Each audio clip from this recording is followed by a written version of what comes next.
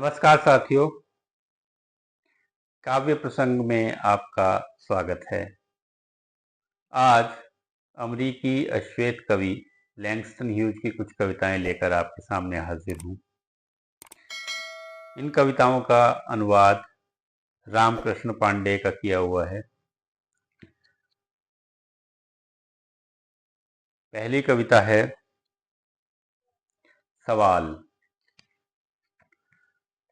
2 और 2 मिलकर 4 होते हैं, 4 और 4 मिलकर 8 होते हैं। लेकिन क्या होता अगर दूसरे 4 को आने में देर हो जाती? और क्या होता अगर 1 2 मैं होता? या फिर पहला 4 तुम होते, 2 से विभाजित, 2 से विभाजित। दूसरी कविता है समुद्र की शांति। कितना शांत, आश्चर्य, कितना शांत है पानी। आज बिल्कुल भी अच्छा नहीं है पानी का इस कदर शांत होना, पानी का इस कदर शांत होना।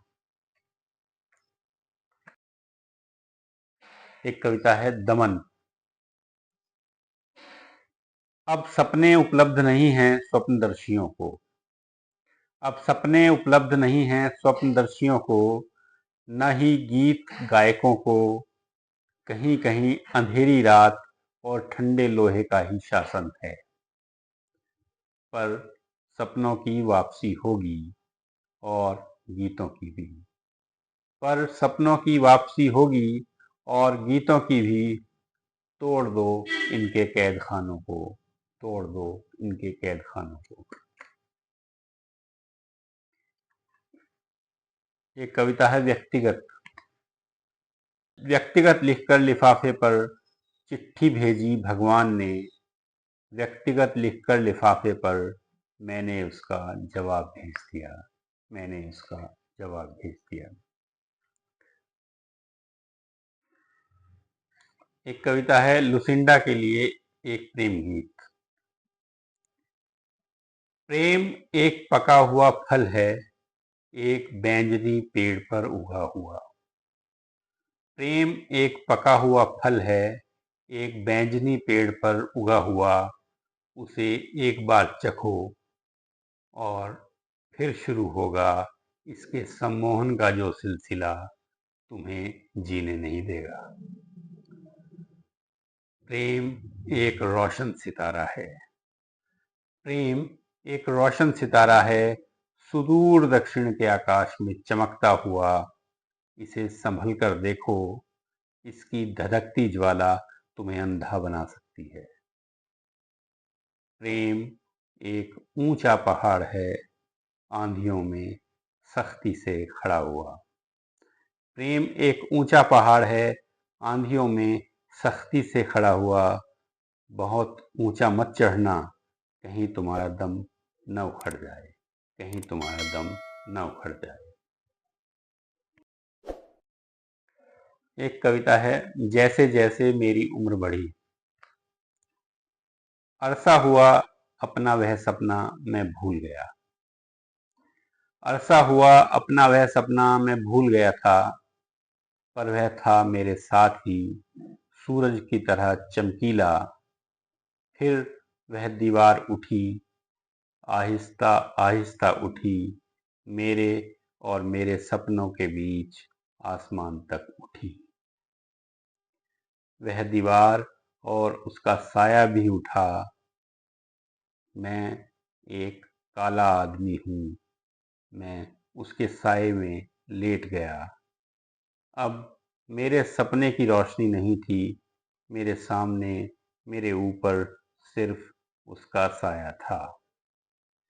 फिर मेरे हाथों ने, मेरे काले हाथों ने उस दीवार को तोड़ दिया। फिर मेरे हाथों ने, मेरे काले हाथों ने उस दीवार को तोड़ दिया और मेरे सपने तक पहुंच गए, और मेरे सपने तक पहुंच गए। अब इस अंधेरे को छिन्न भिन्न करने में आप मेरी सहायता करें। इस रात को ध्वस्त करने में, इस साये को खत्म करने में, सूर्य की हजार हजार किरणों से, सूर्य के हजार हजार सपनों से, सूर्य के हजार हजार सपनों से। ये कविता है नौकरानी और उसकी मालकिन। एक औरत के यहाँ काम करती थी, नीच प्रवृत्ति की नहीं थी वह। झाड़ू पोंछा करना पड़ता था उसके घर के 12 कमरों में। सुबह का नाश्ता बनाना पड़ता था और दोपहर और रात का खाना भी।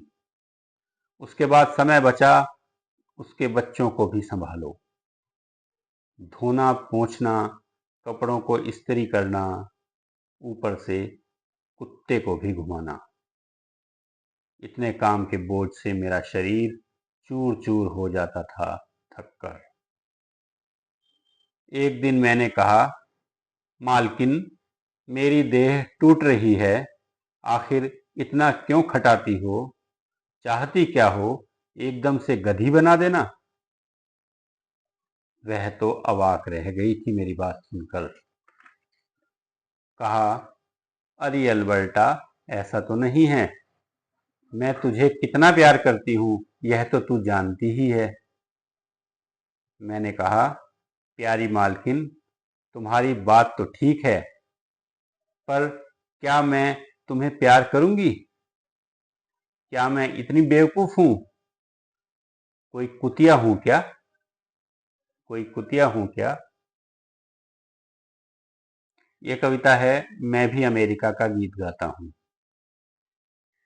मैं भी अमेरिका का गीत गाता हूं, मैं उसका एक काला बाशिंदा हूं।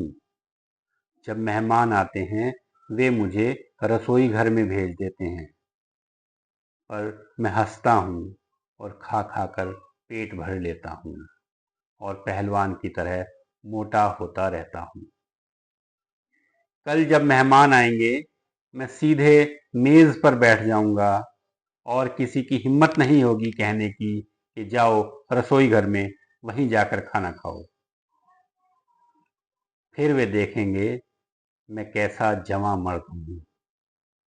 फिर वे देखेंगे कि मैं कैसा जवां मर्द हूं और शर्म से सिर झुका लेंगे। मैं भी अमेरिका का ही एक आदमी हूं, मैं भी अमेरिका का गीत गाता हूं, मैं भी अमेरिका का गीत गाता हूं।